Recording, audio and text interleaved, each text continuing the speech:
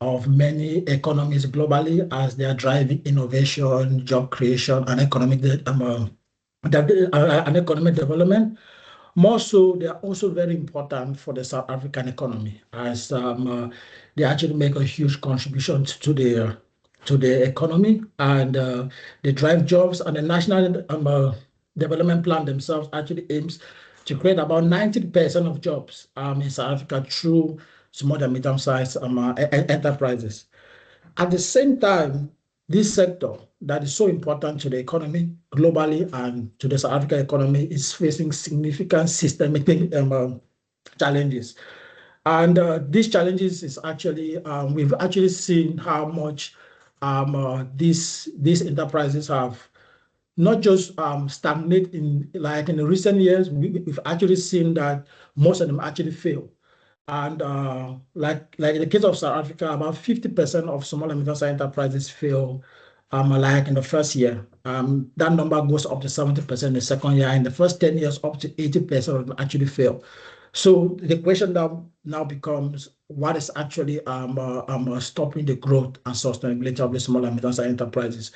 We've actually seen over the year from 1995 in South Africa up to 2025 that there have been various policies that have been implemented to try to push the growth and sustainability of these small and medium-sized enterprises.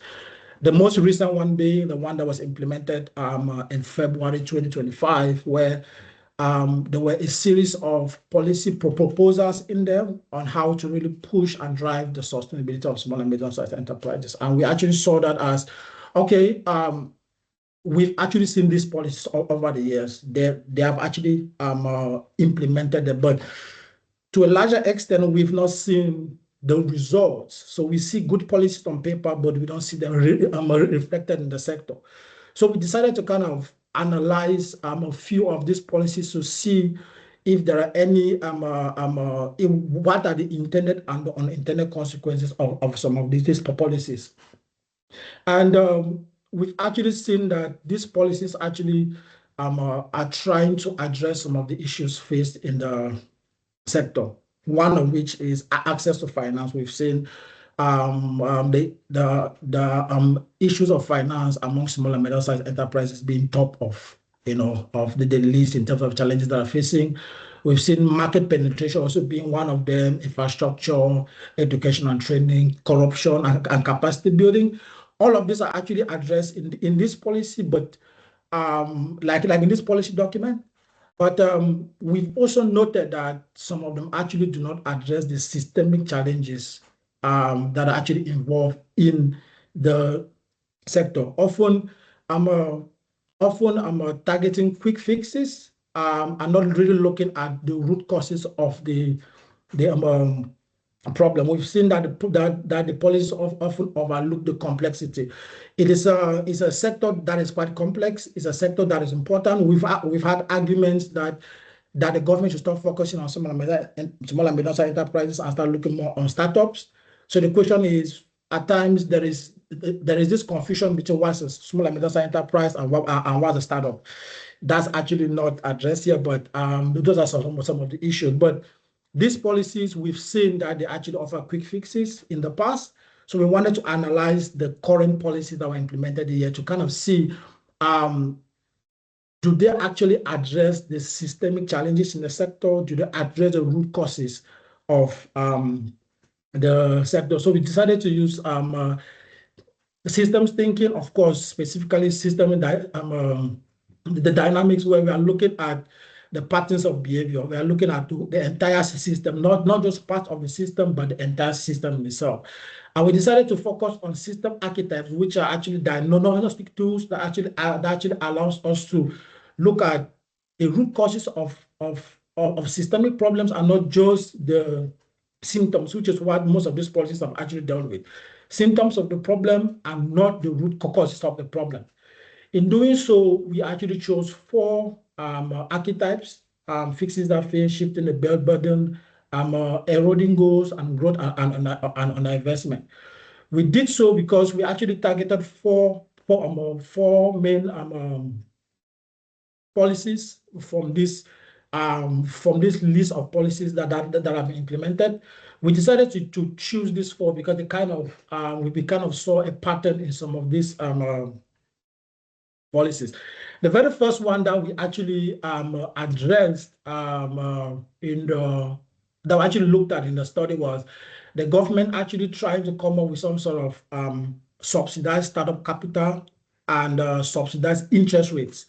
So we actually see that this policy is definitely going to be is going to actually make funding more affordable for startups.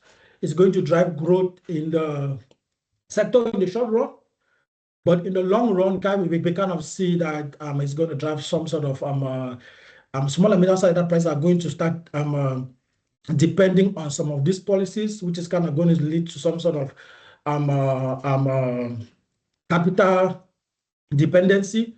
And if you kind of address that issue of capital without actually addressing issues of education and training, capacity building, research and development, you are giving money to people without actually enhancing their capacity on how to use and actually improve that capital.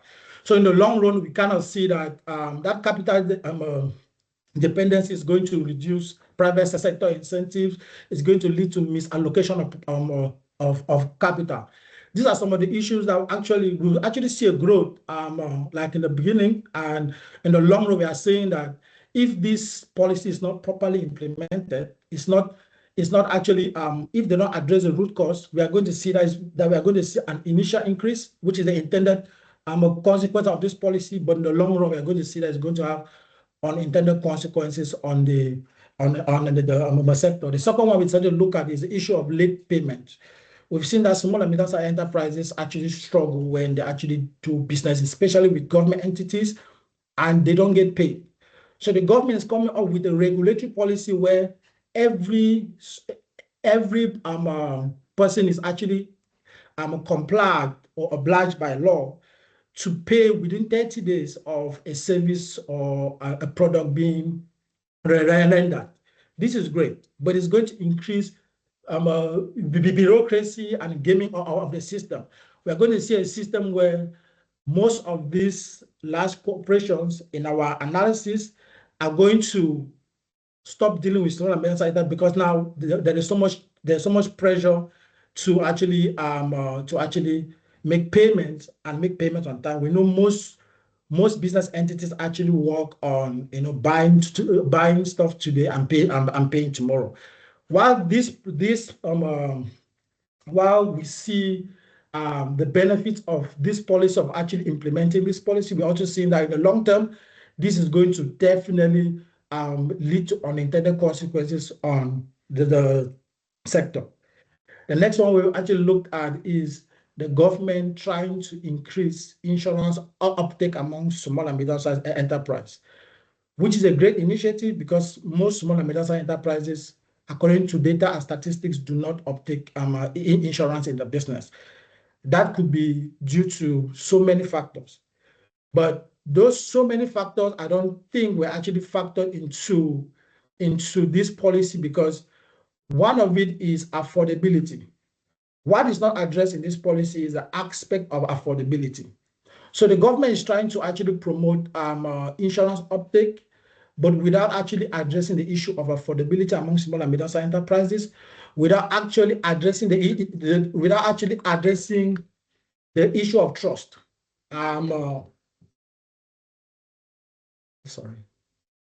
Without actually addressing the issue of trust.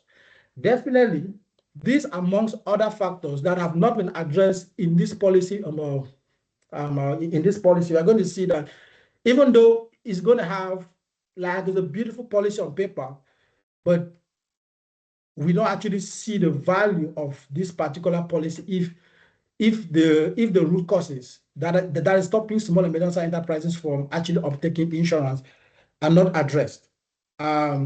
Which reading the policy, we actually do not see those currently being addressed. The last one in which we actually looked at is increasing investment in trying to get small and medium-sized enterprises to build capacity amongst businesses, to actually help big businesses to actually get market share, market penetration and stuff like that. We see in this case, we have actually seen that some of the medium-sized enterprises actually struggle with market penetration. They actually struggle with access to market knowledge and capacity building. But this policy, as good as it could be in the short run, that is going to increase business and increase access to market and stuff. We're actually going to actually see that in the long run, if you actually develop a policy like this and you don't implement it in the long term, it's going to have those, you are going to see growth in the short term. But in the long term, we're actually going to see that a system that has actually make these businesses to be dependent on some of these policies. And if it's not sustainable in the long term, we are going to see this business actually get back to where to where they were in the beginning. So what we're actually seeing in this, like in these policies, there are good policies on paper, like those that have actually been implemented in the past, but we don't see, we actually still see that the systemic challenges, the root causes in the sector have not been addressed in, like in these policies. We are hoping to actually we are hoping that these results will actually get into the hands of policymakers, that they will actually see, look, you actually cannot make, you actually cannot develop quick fixes without addressing the root causes of the problem. So key insights that we actually found in our analysis is that these policies are often, they solve immediate problems, but they actually do not have long-term vision. They actually do not look at the root causes of the problem. These fixes definitely have unintended consequences that have not been factored into the policies, which might actually have negative consequences on the sustainability of this sector. We are saying addressing the symptoms and not the root causes is not enough. So we are actually advocating for address the root causes first, and then you will see a long-term growth. Then what we are saying is, like in as much as I try to look at these issues, that you should combine funding with robust investment in the sector, which is not just about providing capital, but skills, infrastructure that these businesses can actually strive on. We are saying that you should tackle the systemic issues like late payment, and you actually try to address that issue of affordability, that issue of trust in the system, which is not being addressed in these policies. We are saying that systems thinking, that this leader should actually adopt some sort of systems thinking in their analysis in order to anticipate and mitigate the unintended consequences of these challenges, of these policies before implementing them, which is not something that has been done.